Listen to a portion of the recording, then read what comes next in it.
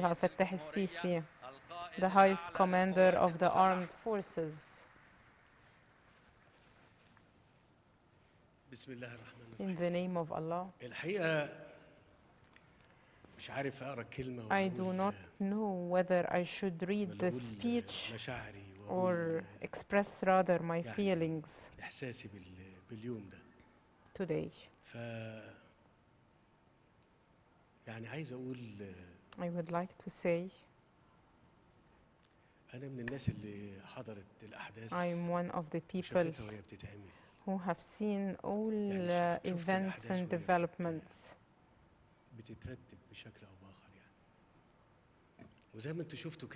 And as you saw,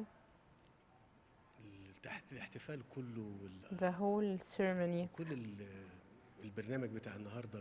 and all our program reflects one thing, that whatever the difficulties we face are, and whatever are the difficult conditions we're facing, thank God things end.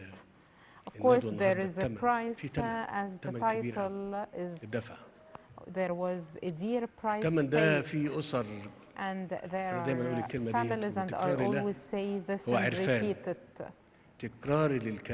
I repeat this to show appreciation to the families with us today, or those families that are not here with us today.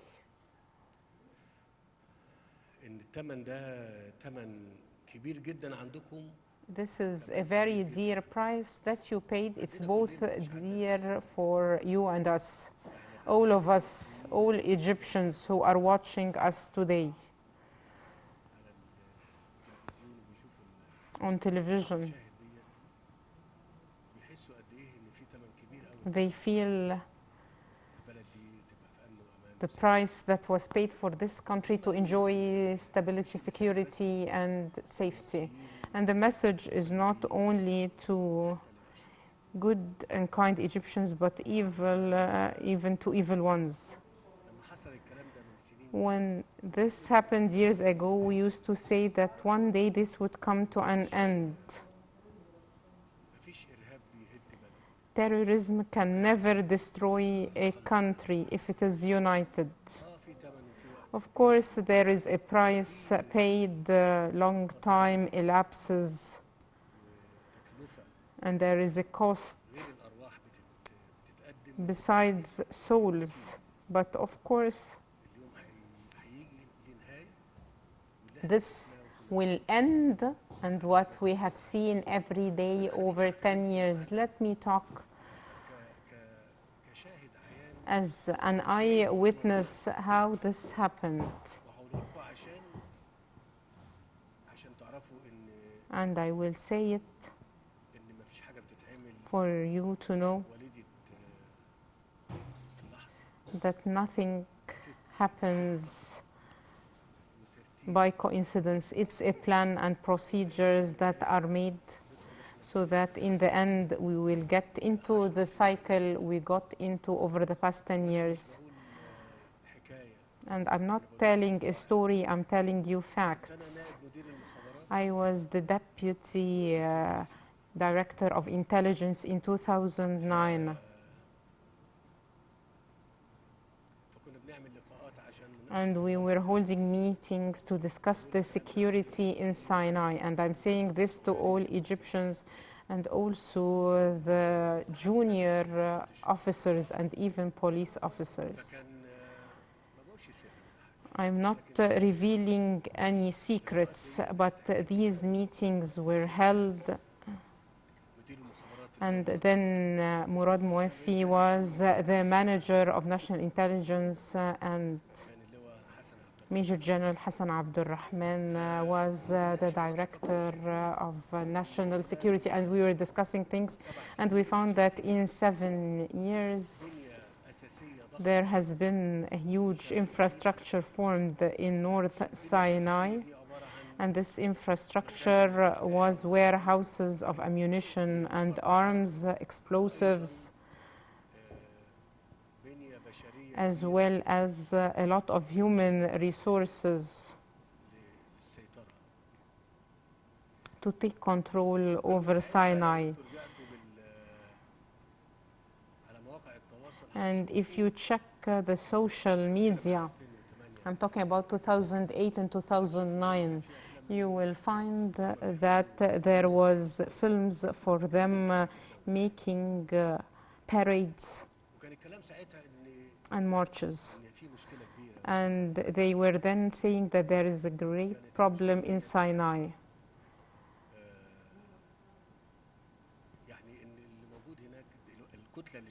And they said that this group that was formed over these years before 2007, in 2005, maybe needed a great military action. And not only the police, but it should be both the police and the army. But this did not happen.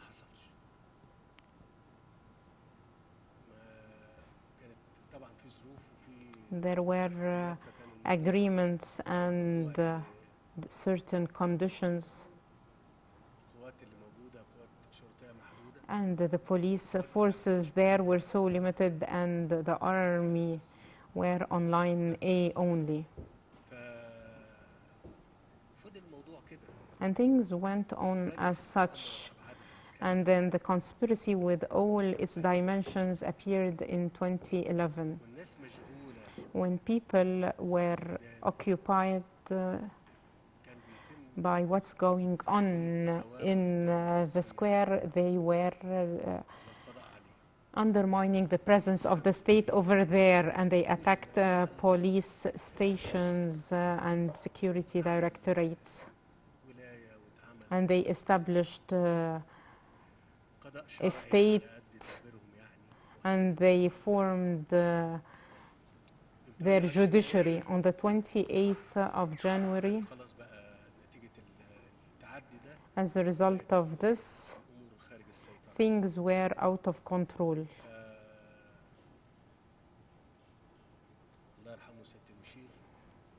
And the field marshal, may he rest in peace, I told him that we might face a big problem if things go on as such, because they can do operations across borders against Israel, and Israel will retaliate, and this would be a big problem that will lead to be a big struggle, and this might be their objective. So the decision then from the field marshal to go into with forces, and we did the needed procedures with the Israelis back then. I contacted them and told them we need the forces to come to El Arish, Rafah, al-Sheikh Zouaid, to control things over there. I'm mentioning this for history. They were very understanding.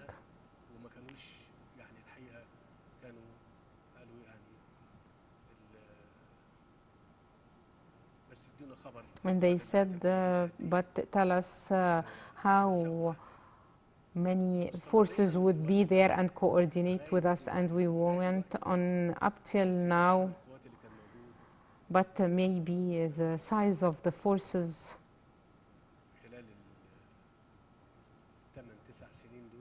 over these 8 or 9 years since 2011 up till today has changed.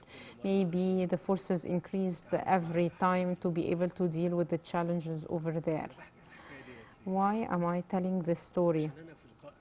Because in a previous meeting I said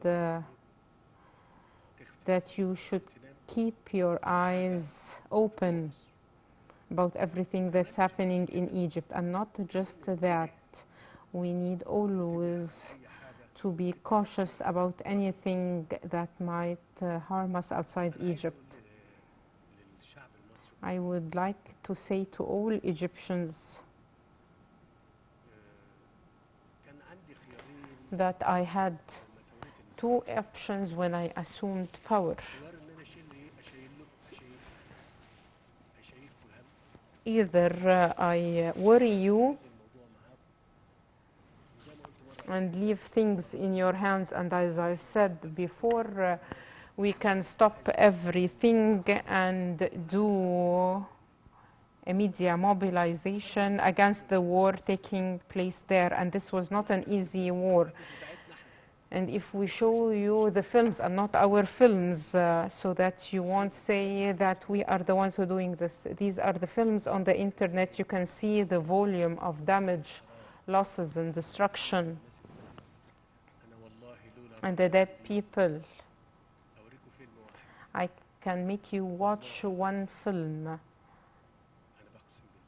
I'm swearing by God that I think if you would watch this film, all Egyptians won't sleep. If you saw what they were doing, just one film. So I had two options. Either to worry you and overburden you and mobilize all state efforts for this war and nothing else. But we did not do that. Why? The first option is the option of politics.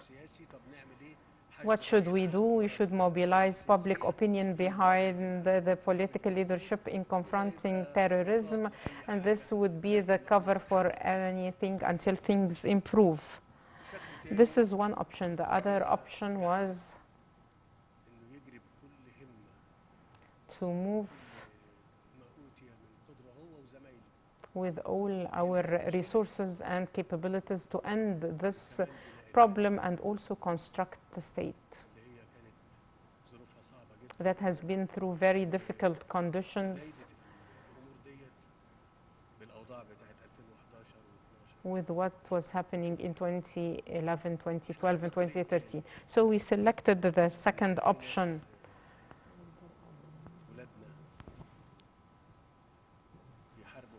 There were our sons who were fighting there, and also we were fighting here in another battle. If we say that thanks God, and this is the fourth time for me to say this, thanks God, we finalized successfully this battle and this mission.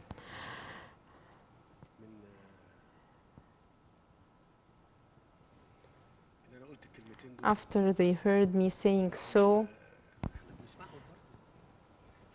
we listened to them. They said, let's do an operation for them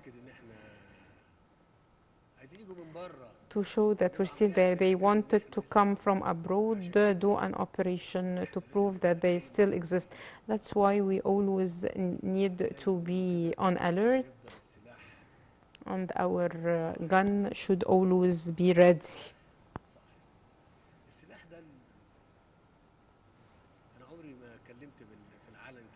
I never talked publicly about that, and when I used to say it, the media would take it out. But they want to be able to do it this time.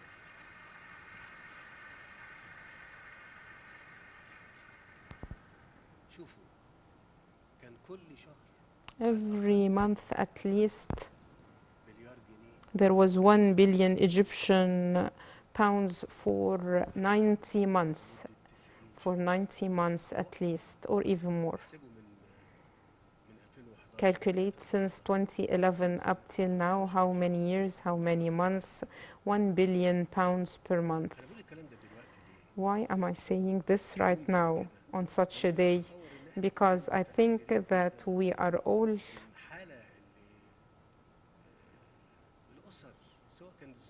affected by what's going on. The mother, the father, and the whole family are touched. And these are our sons and our families. So I want to tell all Egyptians that there was a dear price sold and paid in addition to the blood of the martyrs and the injured ones.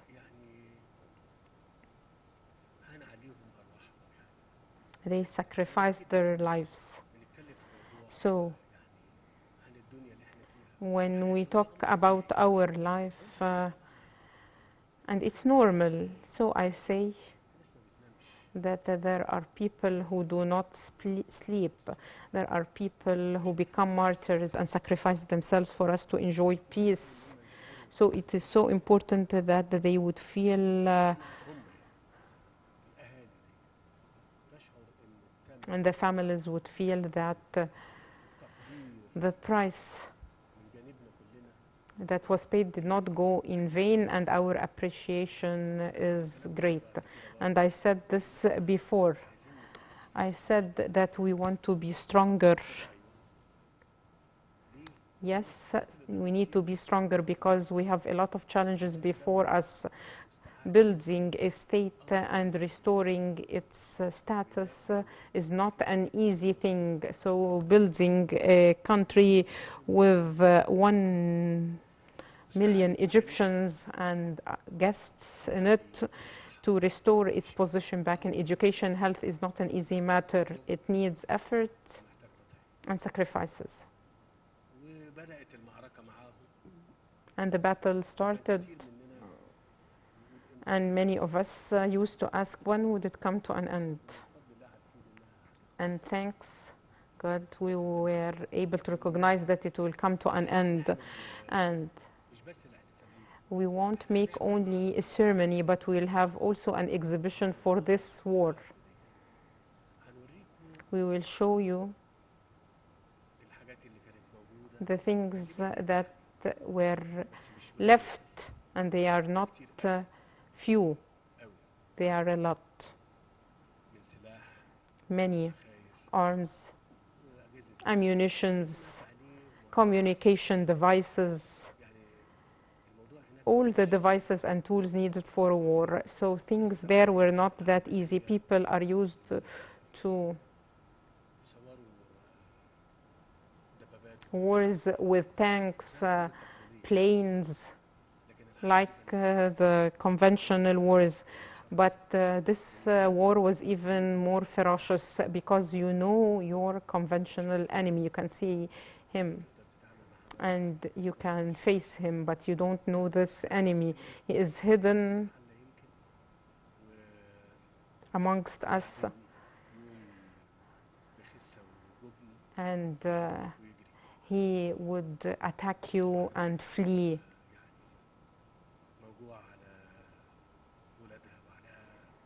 Like cowards, and people are worried about their country, their sons, and the future of this country. So thanks God, we will hold this exhibition, and this exhibition you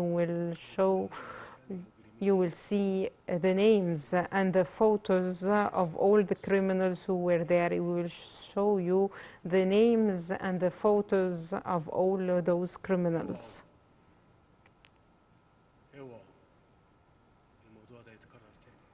Don't let this happen again. You, the Egyptians, should never cause this to happen once more. You should not cause the destruction of your country. This happened in 2011 when things got out of control. And I will keep repeating this, and I will be held accountable before Allah for all these things I'm saying. This happened in 2011. Teach this in schools and say this in media and say this in faculties, universities. This is so important, destructing the countries and destroying them from within and from inside. This is cheaper for those who do it. It is so easy to destroy a country with its own people. And we will always have good and bad people. I do not want to be lengthy. I would like to reassure you that, thank God, we enjoy stability, peace, and security. And every day things become better than yesterday. If people would think that an economic condition like the one we're going through is the real test of the state, then you are being unfair. And I'm being honest here. If we would say that what about our economic conditions in 2012? How were things like? What about 2013? It is so important not to forget, but to know that this means that the state did not have anything. And this state could have gone into a civil war that would have lasted for long years. And I always say this, and they ask, why do you say it? I tell them that God is showing this to be a lesson for us. You still have vivid lessons up till now. Up till now, there are countries who got into conflicts and did not get out of it yet. So I do not need to say this. You can all see this before your eyes, and God, thanks be to Him, wanted this country not to get into this conflict. Why? It's God's will. Despite all the plans, yes, despite all the conspiracies, God's will was that Egypt would survive and prevail. I would like to send greetings to the families of all martyrs and all injured ones who are here with us today and those at home. I would like to tell them that our promise is that we will never forget you. And this is the least we can give you. And the biggest promise is that we will make the price of your sons' bloods and the injuries, the birth of a state you will always be proud of. The last thing I want to say, long live Egypt, long live Egypt, long live Egypt.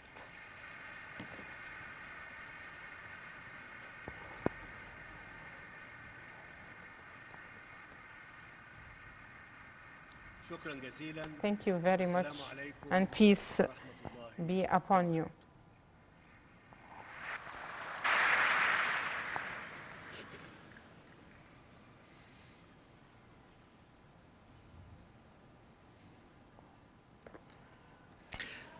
السلام The الوطني national anthem.